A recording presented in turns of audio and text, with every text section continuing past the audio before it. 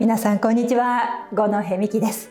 この度新たに YouTube チャンネルを立ち上げました。ありがとうございます。すみません。YouTube チャンネルは五戸美希のスピーチトレーニングというチャンネルになります。このチャンネルはですね、たくさんの人の前で話すだとか、こうやってカメラに向かって話すとか、マイクに向かって話す、そういうスピーチ、プレゼン、トークが上達する方法、スピーチトレーニングの方法に特化してお伝えしていきます。五戸美希のスピーチトレーニングですけれども、五戸美希って誰と思われる方もたくさんいらっしゃると思いますので、簡単に自己紹介しますと、私はですね、もともとは日本放送アナウンサーでございました。日本放送は東京のラジオ局です。はい。そちらで7年ほどいわゆる局アナというのをやっておりまして、でそれからフリーアナウンサーになりまして J-WAVE ですとか文化放送ですとか他の東京のラジオ局に出演をしたり、あとは司会をしたりというフリーアナウンサーの活動をしておりまして、局アナというところが7年ぐらいで、フリーになってから8年ぐらいになりますので、合計15年ぐらい喋る仕事をしている人になります。でその自分が出演するというのと同時進行で喋りを教えさせていただくというトーク講師の仕事もしておりまして、でそれは始めたのが2016年だったので、トーク講師になって8年目というところですね。じゃあスピーチトレーニングとは何なのかというところですけれども、日本だとスピーチトレーニングってまだそんなに馴染みがないかなと思うんですが、欧米圏だと割と一般的だと聞きますね。スピーチをトレーニングする、例えば政治家の方とか経営者の方とか、あとはプロスポーツ選手、メジャーリーガーとか、そういった選手ってインタビューに答える、会見に出るということが結構ありますよね。それに向けてスピーチトレーニングをするというのはそんなに珍しいことじゃないというふうに聞くんですけれども、日本だとまだまだ珍しいといいますか、スピーチトレーニングというよりも話し方教室という名称が一般的だと思うんですね。で、日本の話し方教室というと、どちらかというと朗読教室になってしまっているというところが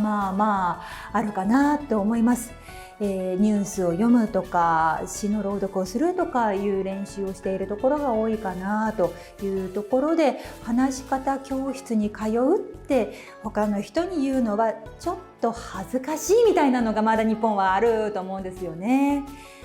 その読みを練習するっていうのも全然意味がないとは言わないですけれども、すっごく読みが上手になって綺麗になったとしても、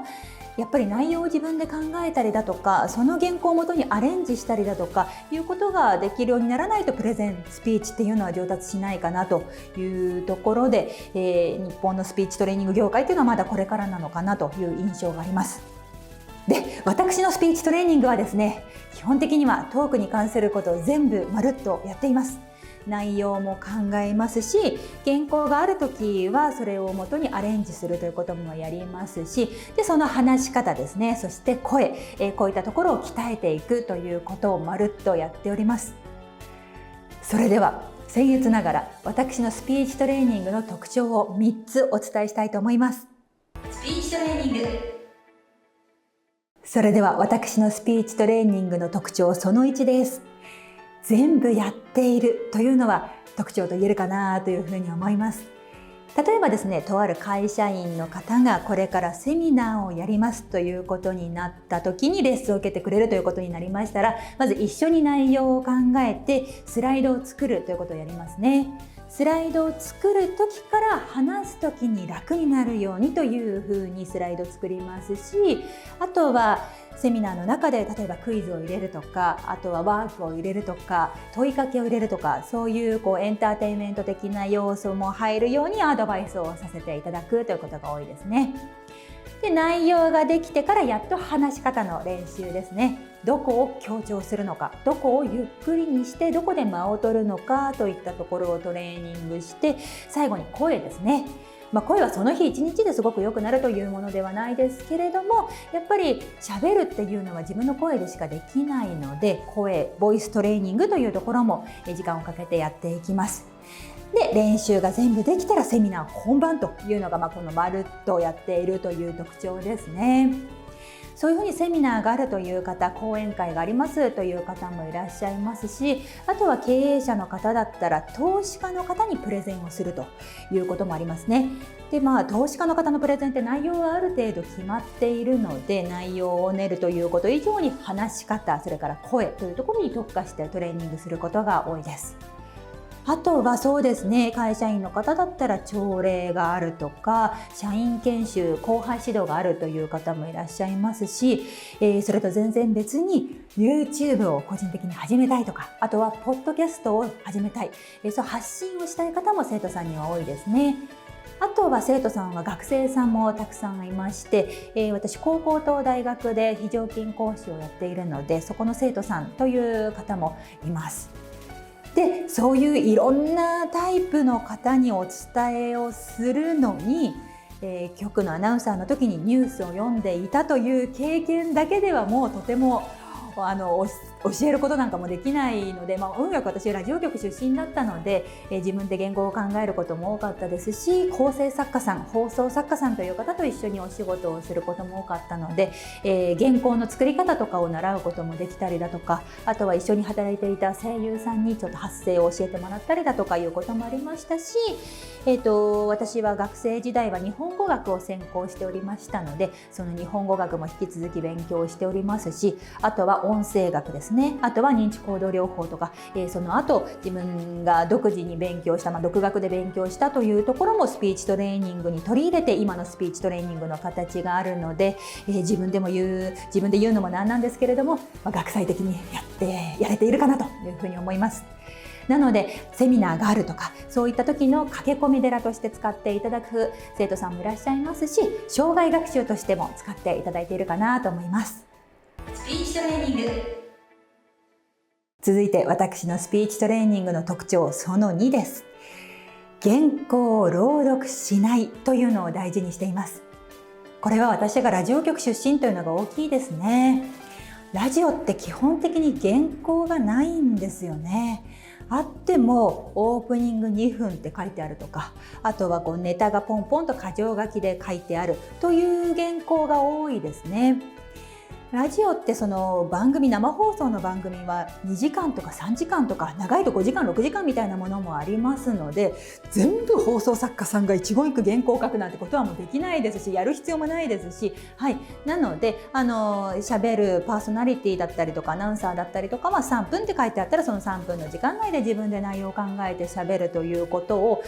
練習してできるようにしていくわけですけれども、そういうふうにスピーチ、そのフリートークをするところだけじゃなくて、天気予報でも天気の原稿をきれいに読むということはまずないですね。順番を変えたりとか言葉尻を変えたりとかして、その生放送の中で一番自然に聞こえるように、内容をアレンジするということをやっております。で、私はそれがすごくいいなと思っていまして、リスナーの方にも自分に話しかけてもらっているように聞こえるなんて言われますし、私が聞く側になった時もやっぱり自然に話しかけてくれている、綺麗な原稿を読んでいる時よりも自然に話しかけてくれている、そういう話し方の方が耳にスッと入ってくるので、そういう話し方の方が魅力的だなと思いまして、私もですね、原稿を朗読しないというスピーチトレーニングをやっています。原稿があってもそれをアレンジして話しかけるという話し方を大事にしていますね。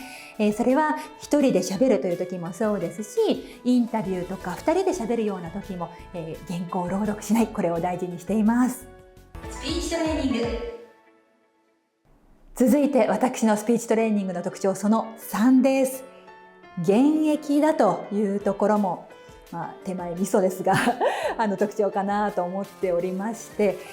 今もですねアナウンサーとして出演する司会をやるということをやっております。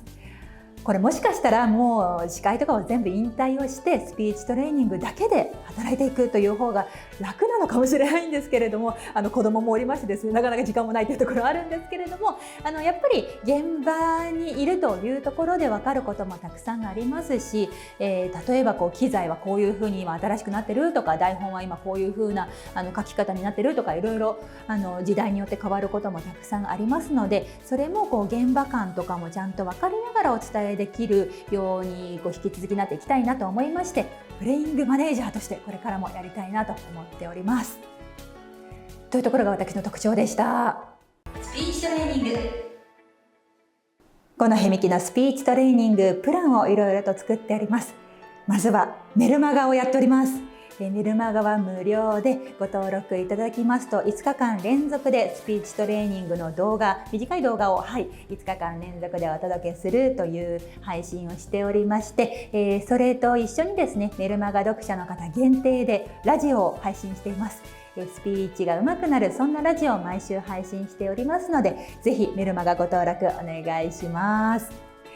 それからですね、動画教材の販売ということもやっております。オンライン教材ですね。こちらは本編90分で、人前で話すのが怖くなくなる話し方講座という動画教材です。スピーチ、プレゼン、そういった時に必要なこと、事前に知っておいたら違ったなと私が今でも思うこと、そういったことをですね、90分の動画に、まとめましたので、この YouTube の配信が全然遅いよと、もっと早く勉強したいよという方はですね、この動画教材の方で効率よく学んでいただけるといいのかなと思っております。そちらはマンツーマンレッスンとのセットもありますので、ぜひチェックしてください。マンツーマンレッスンだけというプランもありまして、そちらはお互いの日程の都合のいい日に開催するということをやっておりますので、ぜひお問い合わせください。それからオンラインサロンもやっておりまして、こちらはグループレッスンをメインコンテンツにしたサロンになります。入会条件がありますので、気になる方は入会ページ見ていただけると嬉しいです。で、私今までもですね YouTube チャンネルは持っておりまして、そちらはそちらでこれからも残したいなと思っております。毎月 YouTube ライブの配信をやっておりますので、これも引き続きやりたいなというのと、